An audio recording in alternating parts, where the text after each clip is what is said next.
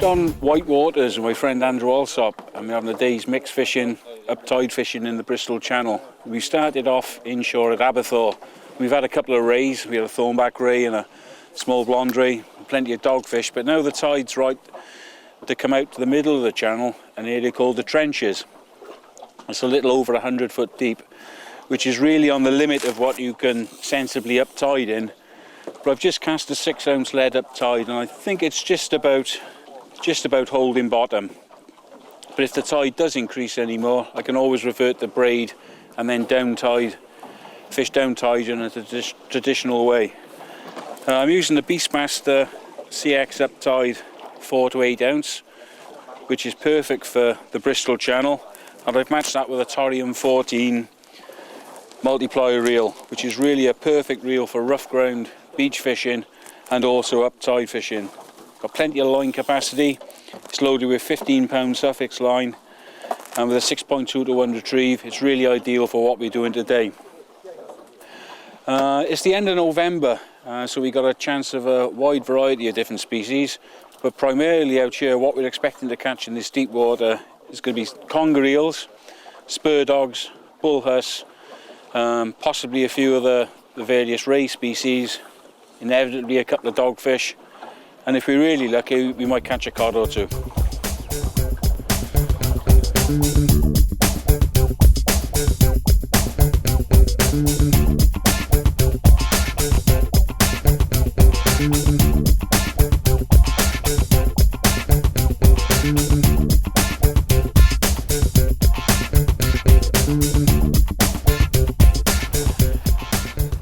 Well, Matt Reese just caught one of the species we were looking for. This is the Spur Dog, and don't make the mistake when you first see one of thinking it's a smoothhound.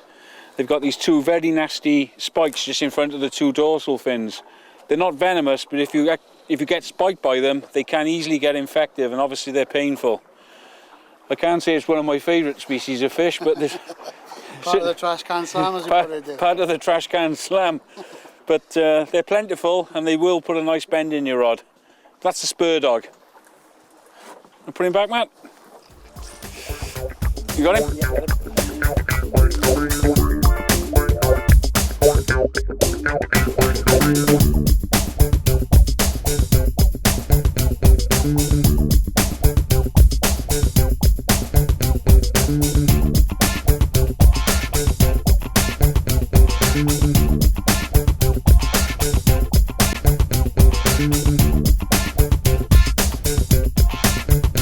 This is the hook length we're using. Because we're catching so many spur dogs today, we're using 150-pound monofilament, which is really essential to stop them biting off lighter hook lengths.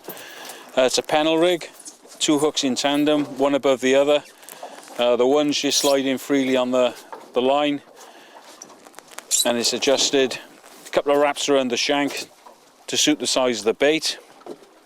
I've got a little joey mackerel here. But easy to bait up. Just put the bottom hook through the head end. You'll see I've cut the head off, and the reason for that is to allow the juices to leach out into the tide. Put the second hook in near the tail.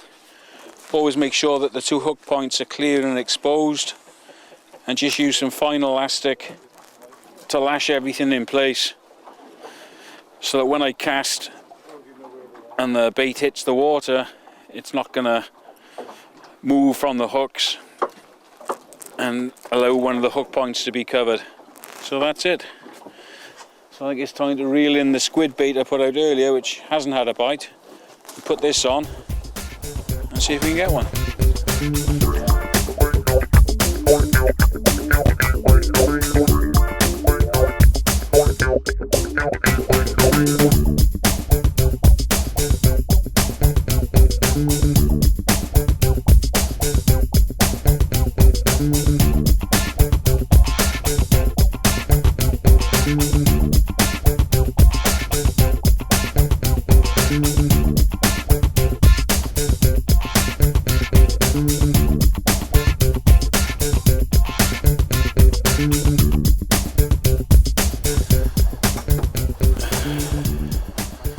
Certainly feels like another spur dog. I would say another one. I haven't actually landed one yet.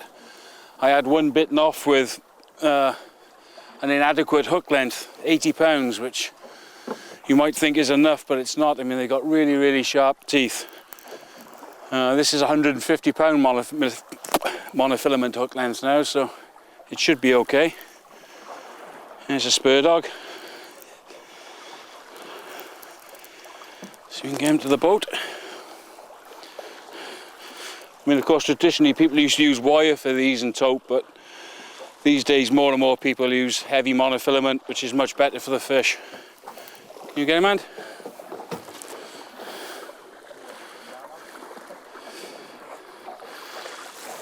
Thanks very much. We just unclip him. There you go.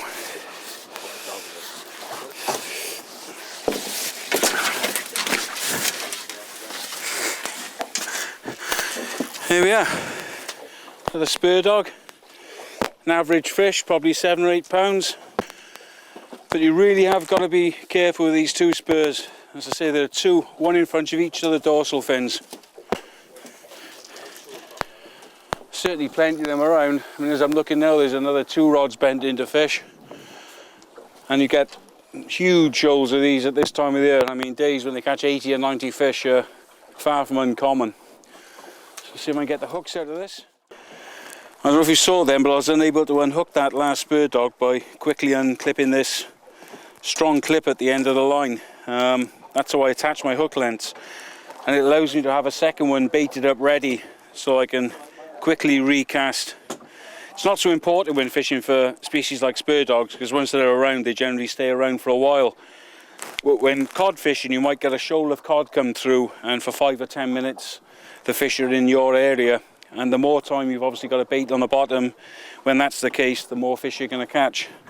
So a little clip like that, it just connects directly from the end of the shock leader to the hook length. Simple but effective.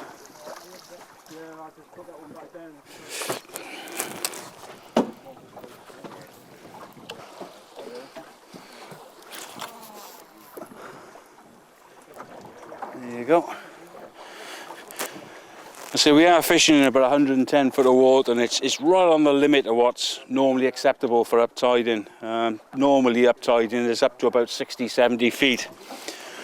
And the trick when fishing in deep water like this is to cast as far uptide as you can. It's one of the few instances in boat fishing when uptiding when extra distance really does help. Allow the lead to sink as fast to the bottom as it can. When you feel it tap bottom, you've got to release a much larger bow of line than you would when fishing in shallower water. And the more line you released, the lower the angle of pull of the line that's directly connected to the shock lead along the seabed. And that helps the lead grip in. I mean, I'm using 6 ounces of lead here, which is working. I mean, the tide's pulling through nicely, but if it gets any stronger, I'm probably going to have to increase to 8 ounces. But at the moment 6 seems to be doing the job. And before you put the reel back into gear, just hold it with your thumb for a bit, and it helps. That little bit of tension just helps the lead to grip into the bottom. And don't just snap the lever back over, because the sudden snap can actually trip the wires on the lead. Just ease it in, click it into gear. I don't think it's going to be long before we get another one.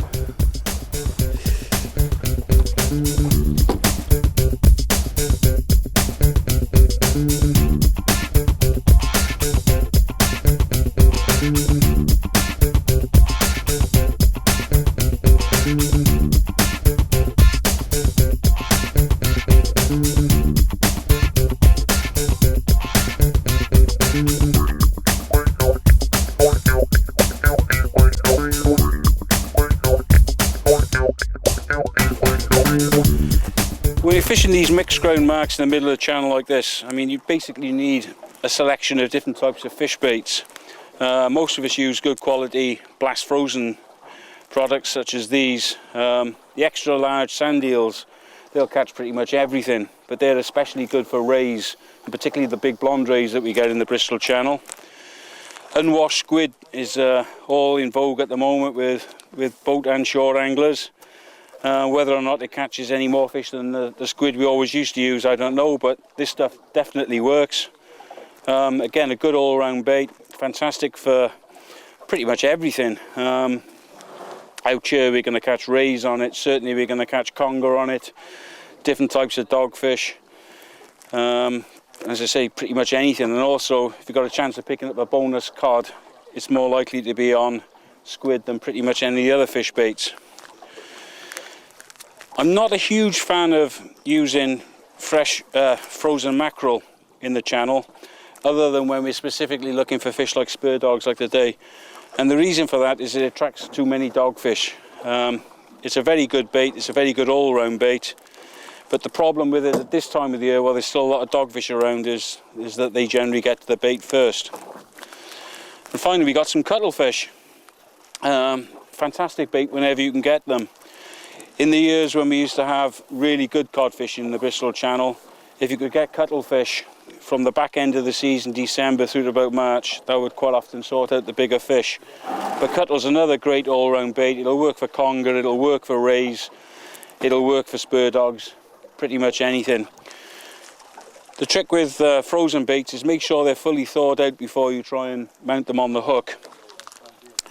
Carry them in a cool box when you go fishing and just bring them out one packet at a time, and then anything you've got left over the end of the day should stay nicely frozen so you can take it next time you go. That's pretty much what you need. Sand eels, squid, cuttlefish and mackerel.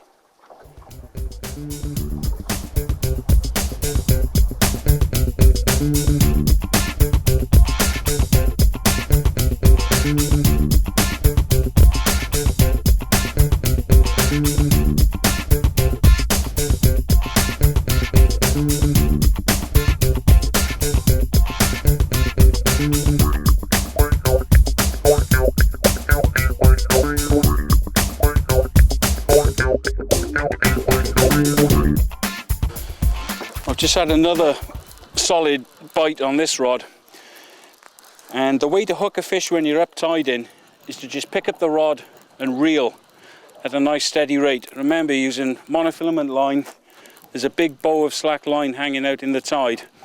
Striking is absolutely pointless. Just reel until you come tight to the fish like that, and then set the hook by just lifting, and then keep the rod tip up, and the weight of the fish in the tide should pretty much set the hooks. Feels like another spur dog. It's a clear view in, like. I just lift it over here, that's it. Yeah. That's the thing when spur dog fishing, once you start catching them, it just goes on and on and on, and your chances of hooking anything else are pretty well minimal.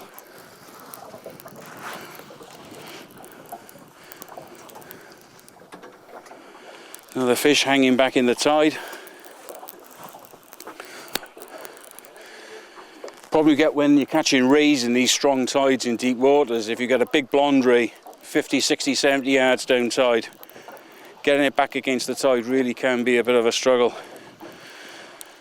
That's where you need to make sure your knots are at the strength and you've got good strong hook lengths. And there's me saying it's very unlikely that we're going to catch anything other than a spur dog. I've actually caught is a strap eel. You got him, Gareth?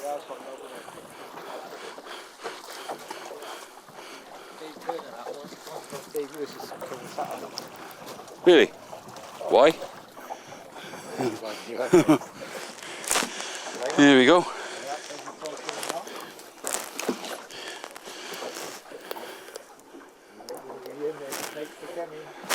Typical Bristol Channel strap conger eel. This time of the year they're plentiful. I mean, boat anglers and beach anglers, you know, they catch a lot, but especially once you get into these deeper water marks, which is where a lot of the fish that feed inshore move out in colder weather.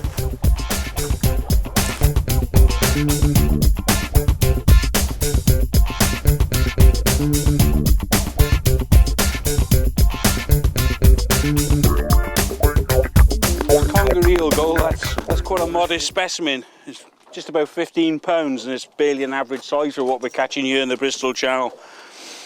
But given the choice of going out on a wreck 2 or 3 hours offshore and catching fish of 50 or 60 pound on heavy 50 pound tackle, or fish of this size on light up tiding gear, I think I know what I'd prefer, and that's get plenty of fish of this sort of size.